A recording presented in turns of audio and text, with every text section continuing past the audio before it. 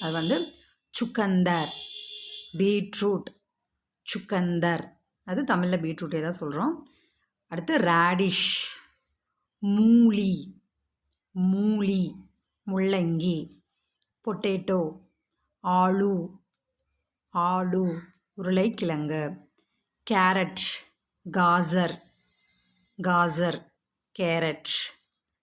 Garlic, லெகசூன், garlic, லெகசூன், பூண்டு. ஆனியன், பியாஸ், பியாஸ், வெங்காயம். கேபேஜ், பத்தா கோபி, பத்தா கோபி, முட்டைக்கோஸ்.